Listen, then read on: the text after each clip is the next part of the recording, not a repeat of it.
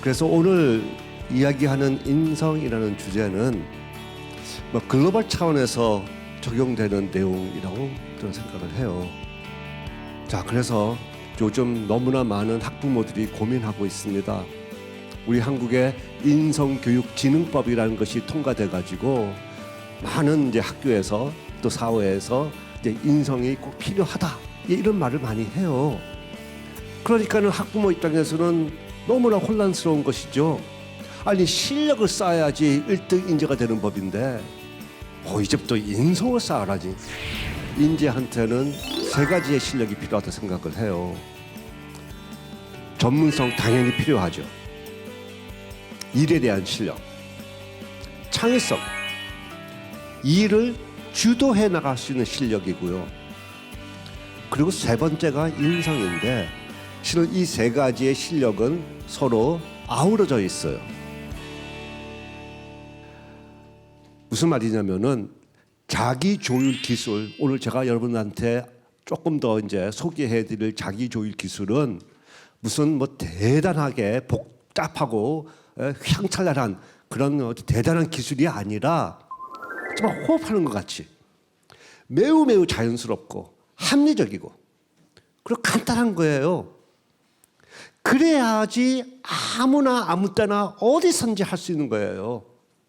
인성이라는 것이 아주 특별한 상황에서만 특별한 지도하에만 이루어지는 거라면 그건 불가능한 것이죠. 모든 사람들이 가질 수가 없는 것이 될 거예요. 숨 쉬는 것 같이 간단하고 자연스러워야만 100명이면 100명 다 인성을 갖출 수가 있는 것이 아니겠습니까? 저는 이것을 자전거 타기와 비유를 듭니다. 처음에는 잘 안 돼요. 그러나 조금만 연습하면은 전혀 생각하지 않고도 잘 탈 수 있습니다. 지금부터 여러분들에게 소개해 드릴 내용 역시 설명 들을 때는 굉장히 간단해요. 우리 자전거도 마찬가지입니다. 자전거 양쪽에 손 잡고 다리 움직이면 돼. 설명 너무나 간단하잖아요. 그렇지만은 몇 번씩은 넘어지게 되어 있습니다.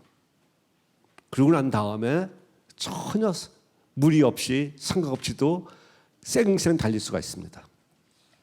인성 교육이라는 것도 그렇다는 것이에요. 자, 아까 미국에서는 군인들한테 심호흡 가르친다 그랬죠.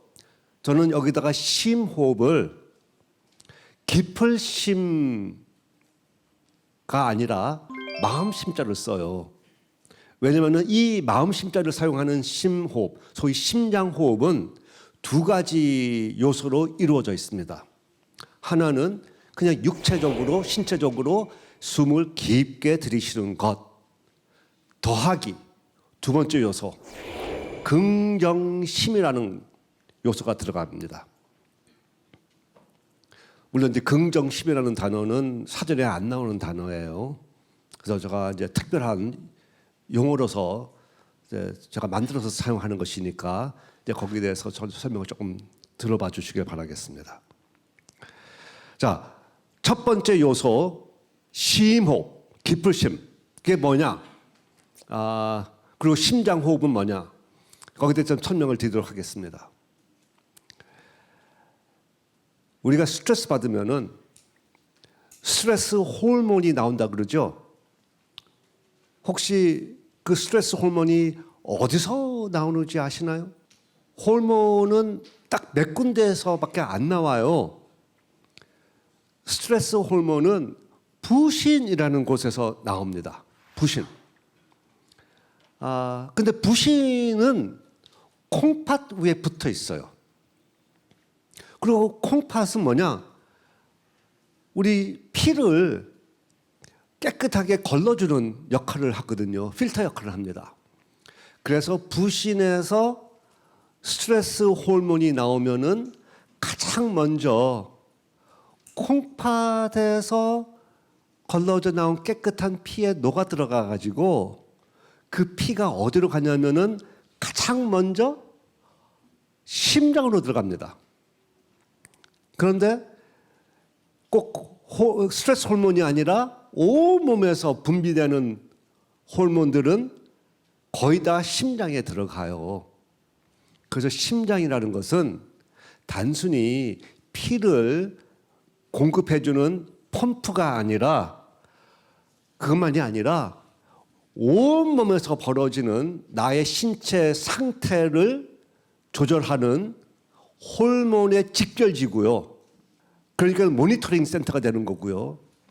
그리고 심장에 모인 피가 또 온몸으로 전달되니까 그래서 내 몸을 컨트롤하는 센터가 되는 겁니다. 그리고 심장에서 리듬이 나와요.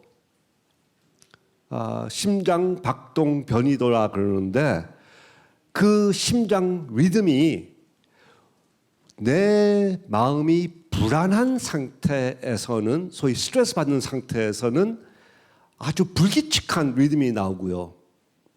소위 소음과 같은 파장이 나오고 내가 안정되고 평화롭고 또 긍정적인 마음 상태에서는 매우 아주 하모니어스한 음악과 같은 그런 파장이 몸에서 나옵니다. 참고로 이 파장은 측정 가능한 파장이고요. 현재 여러분들 많이 갖고 계시는 스마트폰에도 이 파장을 사용해서 스트레스를 측정하는 앱이 다 들어가 있어요. 그 정도로 이제는 이게 보편화되어 있는 내용입니다. 우리가 흔히 옛날부터 하는 말 있죠.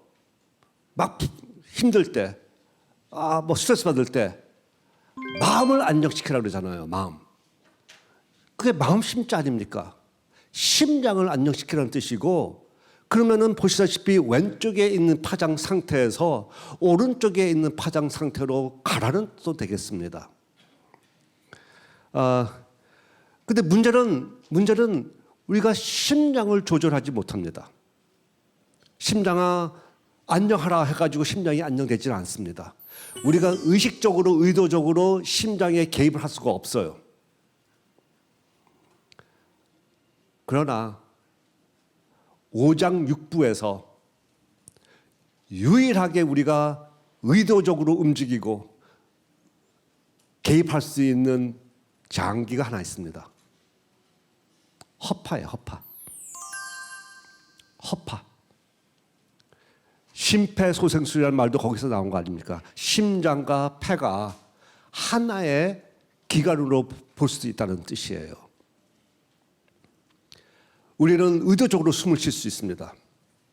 깊게 쉴 수도 있고 얕게 쉴 수도 있고 평소에는 전혀 의도하지 않고 의식하지도 않고도 지가 알아서 움직여주는데 의식해서 할 수가 있다는 뜻이에요. 그래서 심호흡한다는 것은 내가 나의 폐를 호흡을 조절함으로써 곧바로 심장을 조절하게 되는 능력을 갖게 되는 겁니다. 그게 심호흡이에요. 이러한 연관관계가 있고 이러한 과학적 배경이 있기 때문에 수천 년 동안 뭐 단전호흡이니 뭐 요가니 명상할 때 다 심호흡을 해온 것이에요. 일단 마음을 안정시켜야 되는데 가장 확실하고 가장 빠르고 효과적인 방법은 숨 쉬는 거다. 이것 우리가 모든 사람들한테, 모든 아이들한테 가르쳐야 될 것이에요. 거기서 자기 조율의 시작이니까. 근데 이제 그것만 갖고는 안 되고요.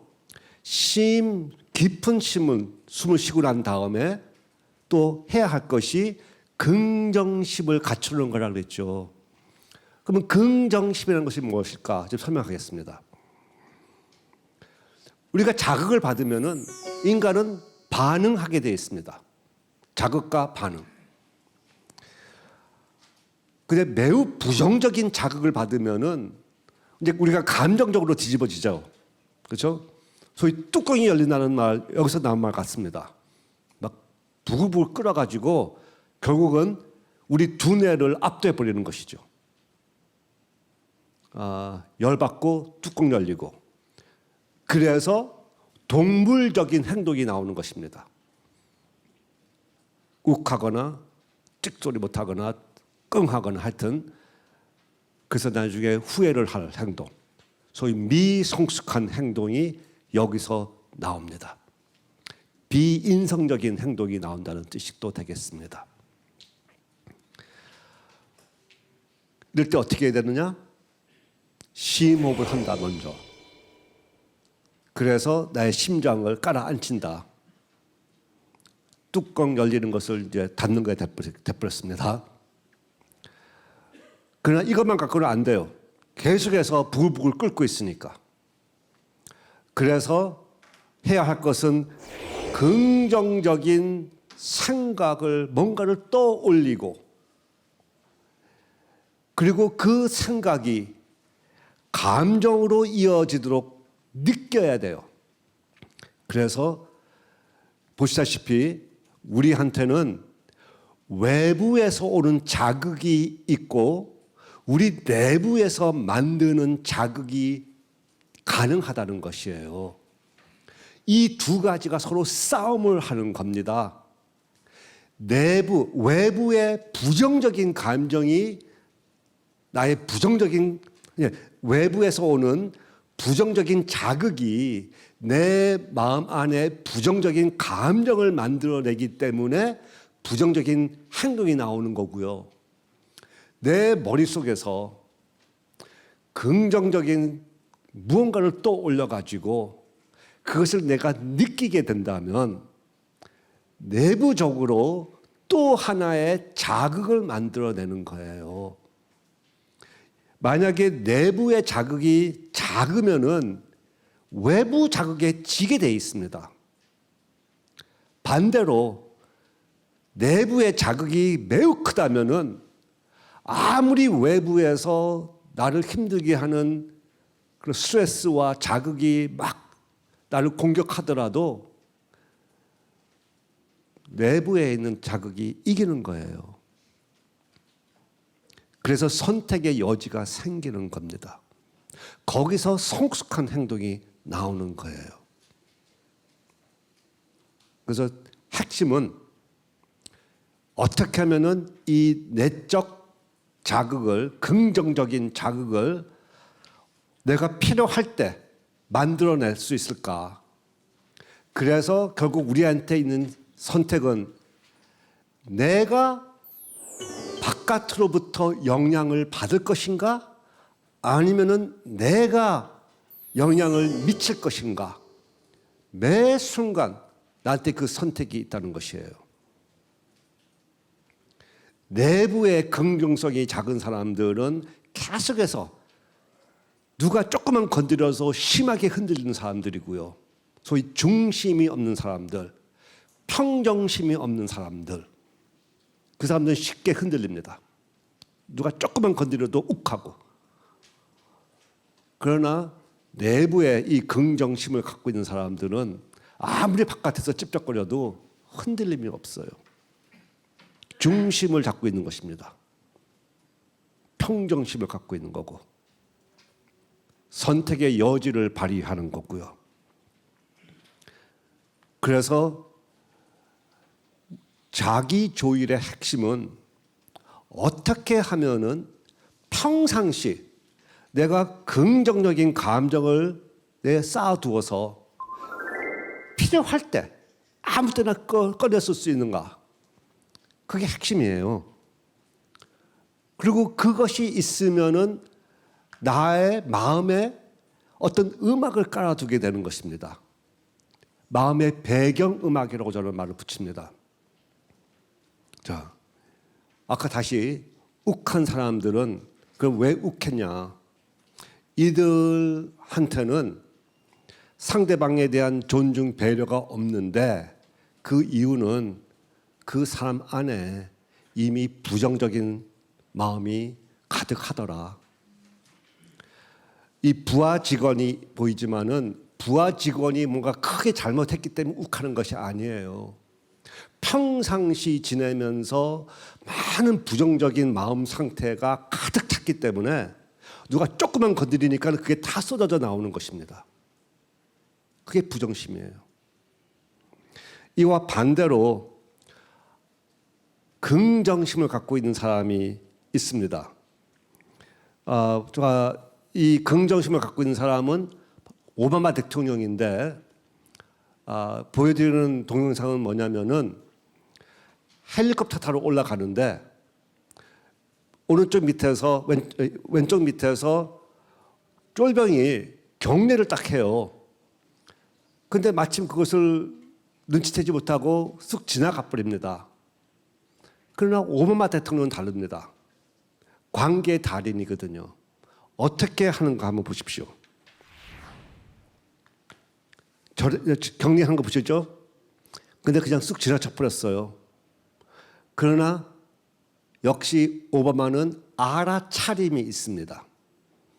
잠깐 기다려 하고 다시 내려옵니다. 그리고 악수를 하고 분명히 한마디 했을 거예요. 땡큐. 그런데 저 쫄병이 얼굴 보세요. 좋아 죽어요. 저는 이것을 보고 너무 쇼크를 받았어요.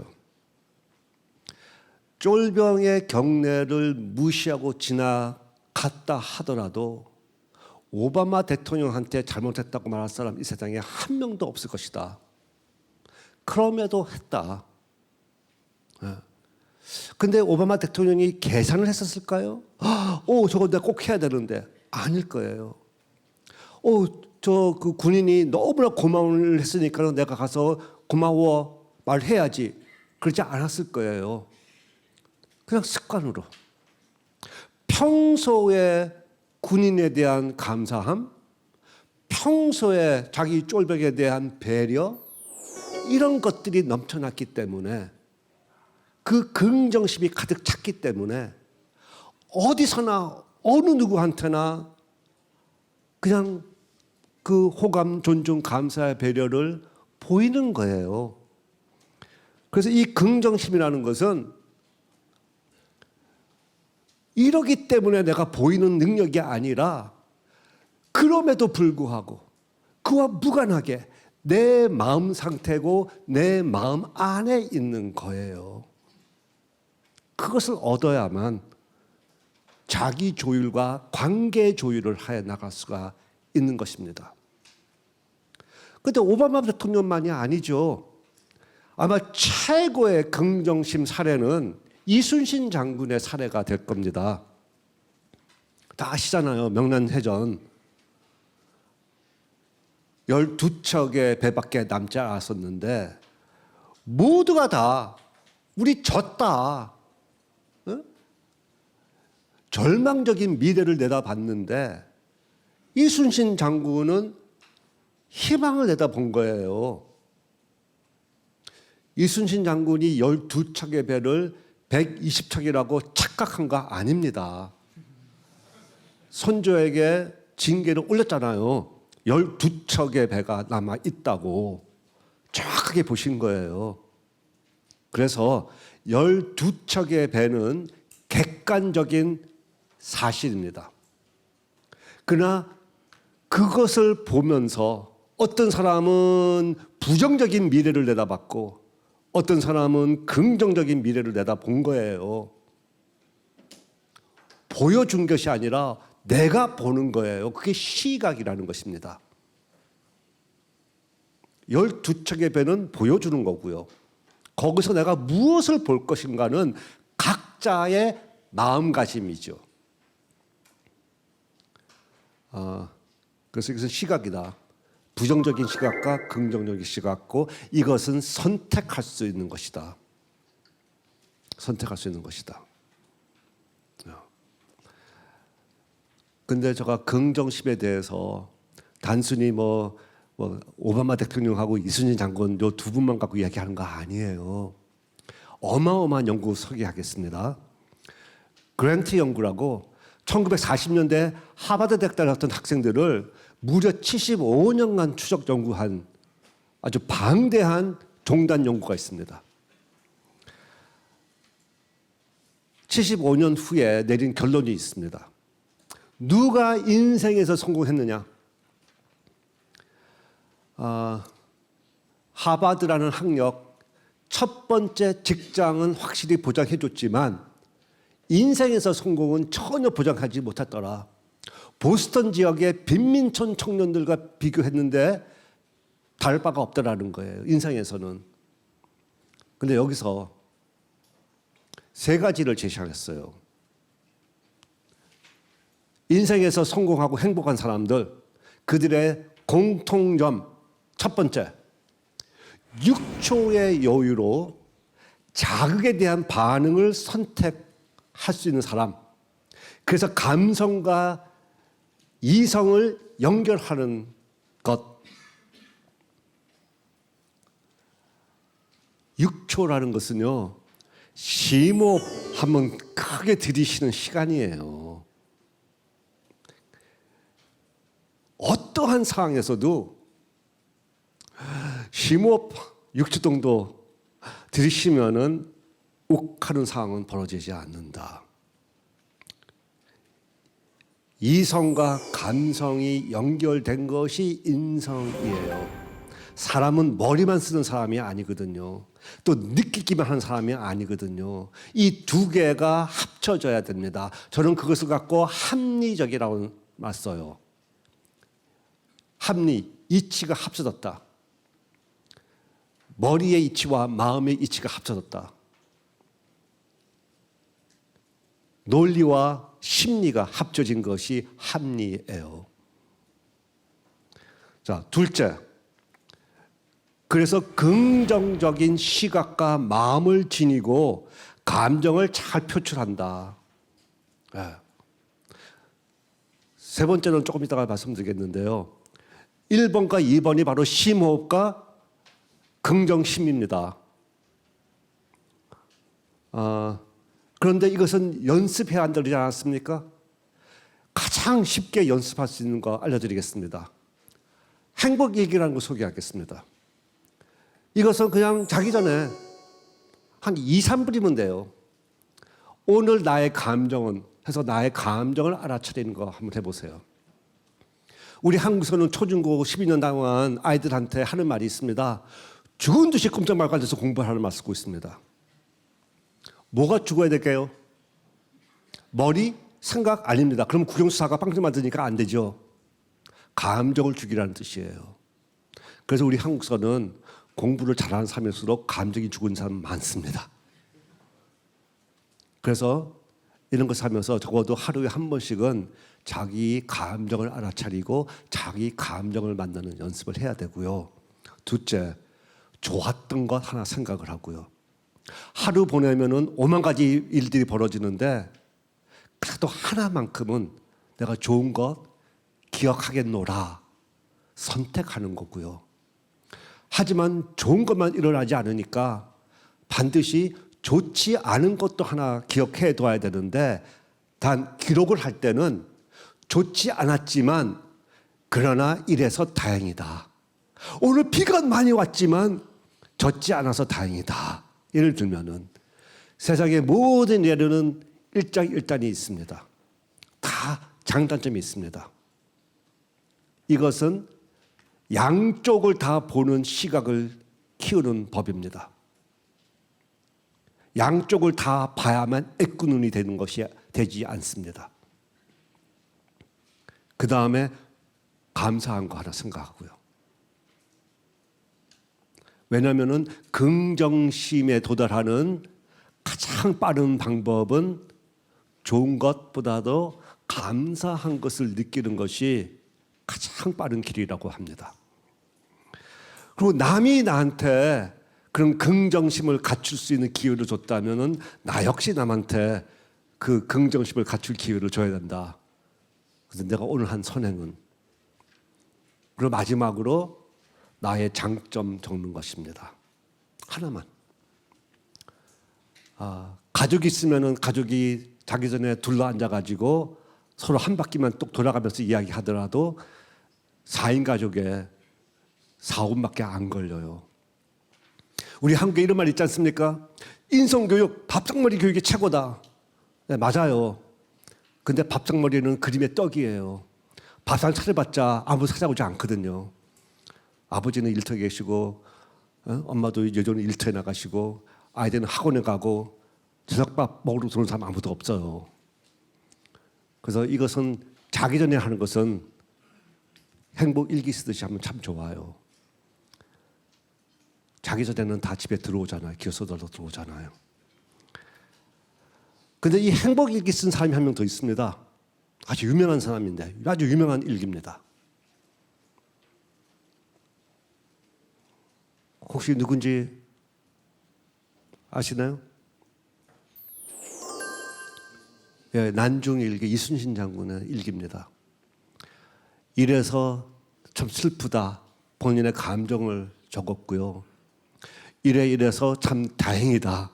다행을 적으셨고요. 이래서 참 고맙다. 고마움을, 감사함을 적으셨어요. 물론 이 난중일기를 적었기 때문에 명란해전에서 이겼다 그게 아니고 평상시 이순신 장군께서는 부하들을 배려하고 존중하고 감사하게 느끼셨어요. 주변에 있는 백성들을 배려하고 존중해 주셨어요. 평상시 긍정심을 베풀었기 때문에 그 위기에서 모든 장성과 장병들과 백성들이 따라준 거 아닙니까? 쫄병들이 충성을 한 거 아닙니까? 평상시 인성에서 나오는 능력이죠. 자, 세 번째, 아까 그란트 연구의 세 번째가 연민을 가지고 타인에게 호감, 존중, 감사, 배려를 보낸다 해요. 이게 이순신 장군께서 하신 일이고, 저는 이 세 가지를 자기조율, 관계조율, 공익조율이라고 표현을 합니다. 그리고 여기에는 순서가 있습니다. 그리고 방대한 연구 결과가 이 세 가지의 중요성을 언급하고 있고요. 입증했고요. 그리고 이 공익조율, 관계조율, 자기조율의 핵심들을 보시면은 감정에 기반되어 있습니다. 이래라 저래라 말로만 행동을 요구하는 것이 아니라 상과 벌로서 인간을 다스리려고 하는 것이 아니라 마음에서 우러나오게 하는 그 방법들이라는 것입니다. 마음 없는 것들은 가식이고 위선이고 반인성적인 행동빨리 안 됩니다. 아까 제가 오늘은 자기조율에 대해서만 많이 설명을 드렸는데 관계조율과 공익조율에서만 약간 짧게만 소개를 조금 해드리겠습니다. 처음에 행동의 원동력은 감정이라 그랬죠. 근데 우리가 담배 피우지 마라, 남을 배려하라, 이래라 저래라 하고 요구한다고 담배 끊는 사람 별로 없어요. 이런 것들을 갖고 우리가 행동 코칭이라 그럽니다. 다 머리에 접근하는 것이죠. 그러나 우리가 행동을 원하면은, 바람직한 행동을 원하면은 감정을 움직여야 돼요. 그것이 감정 코칭이라는 기술이고, 그래서 관계 조율의 핵심은 감정 코칭이고, 감정 코칭하는 방법은 5단계 방법이 있습니다. 그리고 놀랍게도 한자에 사려 깊은 행동, 그 사려 깊음, 그 사자를 보시면은 마음 심자가 밑에 있어요. 위에 있는 것이 밭전자가 있지만은 주로 밭전자로 알고 있지만은 내로도 사용됩니다. 생각과 마음 연결된 것이 사. 거기서 나오는 행동이 사려 깊은 행동, 바람직한 행동, 성숙한 행동, 그것을 우리가 인성이라 부릅니다. 그래서 자기조율의 핵심은 심호흡과 긍정심, 관계조율의 핵심은 감정 코칭. 그리고 이제 세 번째, 공익조율은 너무 많은 사람들이 인성을 이야기할 때 이타심, 희생을 이야기하고 또 타협을 이야기를 해요. 저는 그렇게 생각하지 않습니다. 저는 공익조율이라는 말을 쓰는데, 인간관계에 갈등이 많은 이유는 다 사익을 추구하기 때문에 그렇습니다. 개인 영달을 위한 것이죠. 나 하는 그런 마음가짐, 오로지 나. 그게 소인배 아닙니까? 소인배. 이와 반해서 우리가 희생하라, 남을 위해서 내가 좀 희생하라, 양보하라, 저는 그것은 아니라고 생각을 해요. 그것은 인성의 핵심이 아니다. 왜냐하면은 희생하는 것은 극소수의 사람만 할 수 있다예요. 성인 군자들만 할 수 있는 것이다.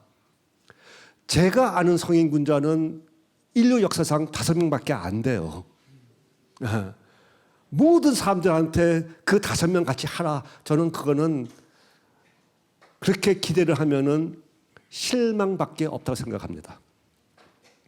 그래서 제가 생각하는 공익 조율이라는 것은 조금 통 크게 계산하라. 나는 내가 윈이고 나머지는 루즈, 피해를 보는 거. 희생한다는 것은 남한테는 윈이고 이득이고 나는 손해보고 나는 희생이다. 윈, 루즈가 되는 거예요. 그거는 지속 가능하지가 않습니다. 윈윈 해야죠. 모두에게 이루어야죠. 그것은 오로지 통 큰 계산을 할 때만 가능합니다. 저는 그것을 공익조율이라고 하는 거예요. 나는 공동체 안에 소속되어 있기 때문에 공동체한테 이롭다면은 나한테도 이롭다. 당장 이롭지 않아도 결국은 나한테 이롭다라는 그 계산을 하는 겁니다. 아예 계산하지 않고 그냥 나는 손해보라.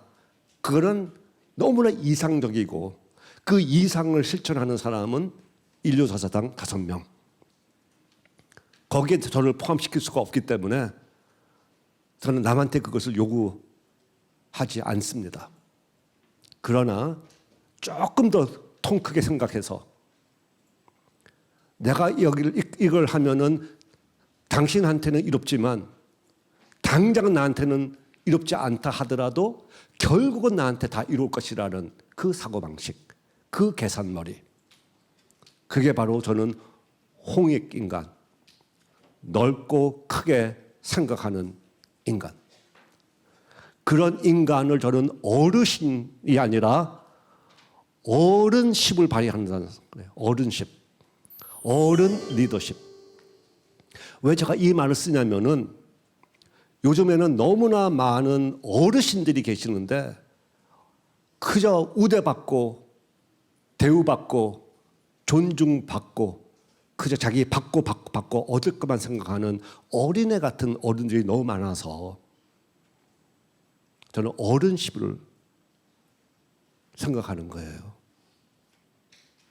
우리 한국에 그런 진짜 어른들이 많이 필요한데 너무나 어린애 같은 어른들이 많기 때문에 문제가 된다고 생각을 해요. 인성은 보여주는 거예요. 말로 가르치는 것이 아니라 내가 보여주는 거예요. 인성이라는 것은 어린 아이를 어른으로 만들어주는 거예요. 그것은 어른들만이 할 수 있는 겁니다. 어린애가 어른으로 만들어줄 수가 없어요. 어른이 어린애를 어른답게 만들어주는 것, 그게 인성교육이죠. 그것을 실천하는 사람들이 어른 리더십을 실천하는 사람들이고, 그게 어르신들이 아니라 어른십. 자, 여기에 보시다시피 자기조율, 관계조율, 공익조율에는 순서가 있습니다. 자기조율이 먼저 돼야 되고요. 그 다음에 관계조율이 가능해져요. 근데 이것은 서양의 도덕 이론에도 그대로 적용됩니다. 그래서 학문적으로 이 3율이 다 입증되어 있다는 뜻이에요. 밑에서부터 위로 이루어지는 것이다. 그런데 이것을 보시면은 아마 우리 동양 사상에서 또 최고 덕목 중에 하나가 머릿속에 떠오르실 거예요.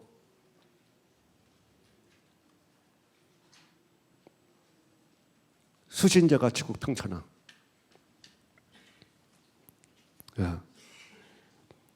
수신이 먼저고 그게 자기 조율 아닙니까? 제가가 관계 조율이에요.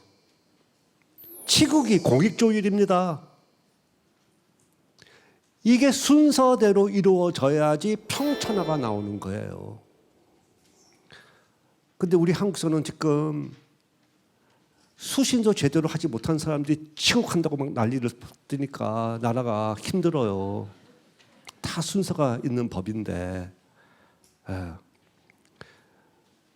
그리고 나서 또 하나 더, 이 세 가지를 하는 사람이 그리고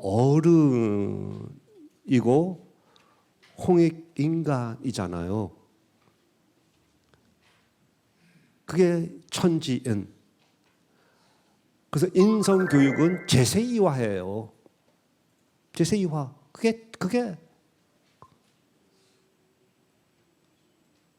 인성교육이다.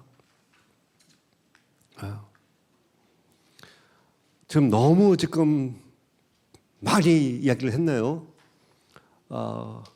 뭐 담배 피우는 거 안 피우는 것부터 시작해가지고 내 과학도 언급을 했고, 서양의 학문적 바탕, 우리 동양의 사상, 뭐 이것저것 많이 이야기를 했는데 너무나 많아가지고요. 제가 이 특강 마무리를 여러분들을 위해서 딱 한 단어로 요약을 해드리겠습니다. 한 단어는 기억하실 수 있겠잖아요. 한 단어는 실천할 수 있겠죠. 여러분들이 정말로 멋진 인성을 발휘하면서 또 어른심을 발휘해서 우리 많은 여러분들의 자녀들과 또 제자들과 또 주변에 있는 어린 사람들, 후배 등등한테 그 인성의 모범을 소위 어른심을 발휘해서 인생에서 성공하고 또 행복하게 살자면은 좀 대충 사시면 돼요.